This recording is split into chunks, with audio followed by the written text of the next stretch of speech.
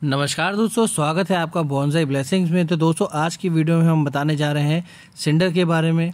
जो आप गार्डनिंग में सिंडर यूज़ करते हैं उसकी स्टार्टिंग कहाँ से होती है, उसे प्रोसेस कैसे किया जाता है और फाइनल प्रोडक्ट कैसे आपको मिलता है। तो आइए शुरू करते हैं। दोस्तों, आप सभी को पता होगा कि सिंडर जो है वो बहुत ही लाइट मीडिया होता है और इस मीडिया का जो यूज़ है वो आज के टाइम पे गार्डनिंग में बहुत ज़्यादा यूज़ होता है। तो पहले स्टेप में हम आपको बताते हैं कि जो सिंडर आप गार्डनिंग में यूज़ करते हैं वो सबसे पहले आपकी बड़ी बड़ी जो कोयले की खदानें होती हैं वहाँ पे माइनिंग होती है, क्योंकि ये एज ए फ्यूल काम करता है। तो ऐसे रेलवे की बड़ी बड़ी बोगीज़ में कोल को ट्रांसपोर्ट किया जाता है। तो यहाँ पे आप देख सकते हैं वीडियो में कि बड़ी बड़ी जो आपकी रेलगाड़ी है उसकी बोगियों में पूरे ऊपर तक आपका कोल फिल रहता है। उसके बाद इसके ऊपर स्प्रे कर दिया जाता है ताकि एयर पोल्यूशन ना हो ट्रांसपोर्टेशन के ड्यूरेशन में। उसके बाद जहाँ पे भी डेस्टिनेशन होती है, जहाँ पे कोल को जाना होता है, और 90% थर्मल पावर प्लांट जहाँ पे एज ए फ्यूल कोल को यूज़ किया जाता है जिससे हमारी बिजली बनती है। तो जो भी थर्मल पावर प्लांट स्टेशन होता है वहीं पे इसे खाली किया जाता है। वहाँ पे बड़ी बड़ी कंटेनर रहती हैं जहाँ पे इसे खाली करने के बाद बड़े बड़े बॉयलर्स में एज अ फ्यूल यूज़ होता है। कोल जलने की वजह से पानी भाप में परिवर्तित होता है और इसी भाप को हम टरबाइन के ब्लेड्स को रोटेट करने में मदद लेते हैं और उसके बाद आपकी जो इलेक्ट्रिसिटी है वो उत्पन्न होती है। अब दरअसल जो ये वेस्ट प्रोडक्ट जो कि आप देख रहे हैं, जो कि जल नहीं पाया है कोयले में, तो यही हमारा सिंडर का रॉ मटेरियल होता है। इसी को हम बहुत सारे प्रोसेस के बाद फाइनल स्टेज तक सिंडर में कन्वर्ट करते हैं। तो सबसे पहले जितना भी वेस्ट मटेरियल होता है उसे टाइम टू टाइम पे वॉश आउट किया जाता है और उसके ऊपर हल्का सा पानी भी डाल दिया जाता है, क्योंकि इसके अंदर बहुत सारी जहरीली गैसें भी होती हैं। तो उसे एयर पोल्यूशन ना हो तो उसमें पानी का छिड़काव भी होता है। उसके बाद बड़े बड़े कंटेनर में इन्हें खुले ग्राउंड में ढेर की तरह लगा दिया जाता है, क्योंकि अभी ये पूरी तरीके से सिंडर में कन्वर्ट नहीं है, इसमें बहुत सारी इम्प्योरिटीज़ होती है। तो सबसे पहले स्टेप होता है, इसे ग्रेन के अकॉर्डिंग हमें क्या करना होता है, छांटना होता है। तो यहाँ पे 8 mm, 4 mm, 2 mm और 1 mm तक के जो सिंडर के ग्रेन होते हैं उसको हम छांटते हैं। उसके बाद इसे वॉश आउट किया। अब जैसे कि यहाँ पे देख सकते हैं सिंडर के साथ साथ बहुत ज़्यादा इम्प्योरिटीज़ भी है। तो अगर आप डायरेक्टली इसमें अगर आप प्लांट लगा देते हैं तो प्लांट आपका मर जाता है। तो इसीलिए हमें पहले ट्रीटमेंट देना होगा इसे, उसके बाद हमारा जो फाइनल प्रोडक्ट है वो तैयार होकर बनेगा। तो इसके लिए साइड बाय साइड हमारे यहाँ पे कई सारे हट बने रहते हैं जहाँ पे पहले हम सिंडर को धोते हैं। धोने के बाद अलग अलग ग्रेन्स के अकॉर्डिंग सुखाने के बाद इसे हम छान के अलग अलग पैकिंग करते हैं।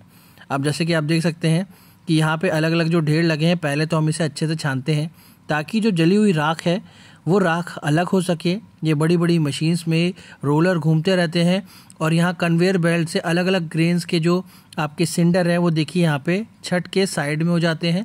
तो यहाँ पे अलग अलग कन्वेयर बेल्ट में अलग अलग आउटलेट है और इन्हीं आउटलेट में आपके जो सिंडर के ग्रेन्स होते हैं वो अपने साइज़ के अकॉर्डिंग अलग अलग डिस्ट्रीब्यूट हो जाते हैं। जैसे 8 mm के अलग, 4 mm के अलग और 2 mm के अलग। अब यहाँ पे देखिए ये अलग अलग ग्रेन्स के जो है कलेक्ट हो जाते हैं और इनमें क्या है, बहुत ज़्यादा इम्प्योरिटीज़ भी है, बहुत ज़्यादा राख भी है। तो इसके बाद छानने के ग्रेन्स अलग होने के बाद हम इसे पहले अच्छे से धोते हैं। धोने के लिए भी इसमें 2 स्टेप होते हैं। ऐसे हम 2-2 बार या 3-3 बार, जब तक इसमें जो पानी है वो पूरी तरीके से साफ़ नहीं निकलता, हम इसे वॉश आउट करते रहते हैं। तो सबसे पहले देखिए ऑलरेडी पॉन्ड में पहले से भी सिंडर धोए जा चुके हैं तो पूरा पानी काला हो चुका है। तो यहाँ पे हम हैवी पार्टिकल्स जो हैं उसको साफ़ पहले करते हैं। तो छन्नी में 3 से 4 बार अच्छे से हम इसे घुमा घुमा के पहले स्टेप में जितना भी हो सकते हैं, जितना भी इम्प्योरिटीज़ हैं इस पानी से निकालने के बाद इसे हम दूसरे पॉन्ड में ले जाते हैं जहाँ पे कम थोड़ा पानी गंदा है। और ऐसे ही ऐसे जैसे जैसे इसका पानी गंदा जो है होना कम हो जाता है, बिल्कुल पानी साफ़ नहीं निकलता, तब तक हम इसे धोते रहते हैं। मीन्स ये है कि जितना भी इसमें डस्ट पार्टिकल है वो साफ़ होना चाहिए, क्योंकि वो प्लांट की ग्रोथ के लिए अच्छा नहीं होता है। तो आप कभी भी बाहर से भी जब भी आप सिंडर परचेज़ करते हैं तो मेक श्योर करिए कि इसे एक बार आप घर में ज़रूर धो लीजिए। और आप जब धोएंगे तब भी आप देखिएगा इसमें पानी जो है बहुत ही ज़्यादा काला निकलेगा। तो इसका मतलब ये नहीं है कि मार्केट से जो आपने जो सिंडर ख़रीदी है वो धुली नहीं थी।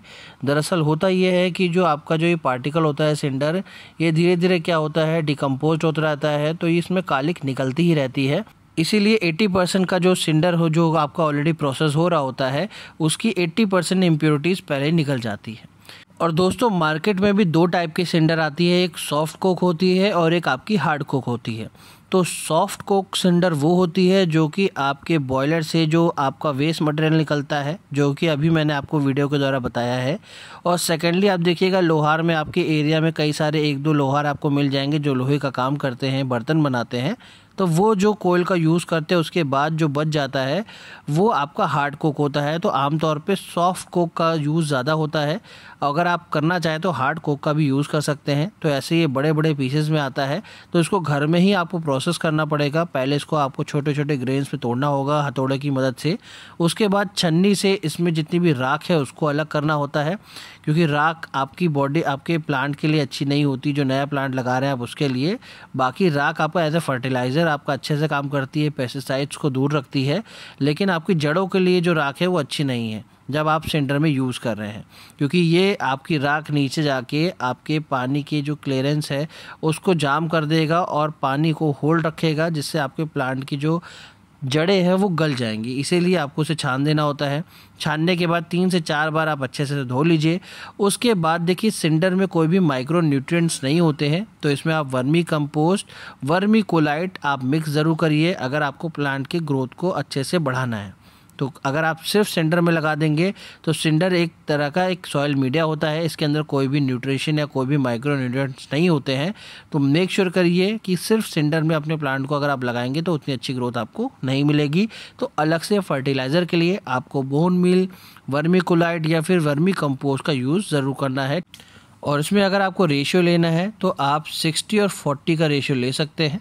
तो अगर वीडियो हमारी अच्छी लगे तो वीडियो को लाइक करिए, चैनल को सब्सक्राइब ज़रूर करिएगा।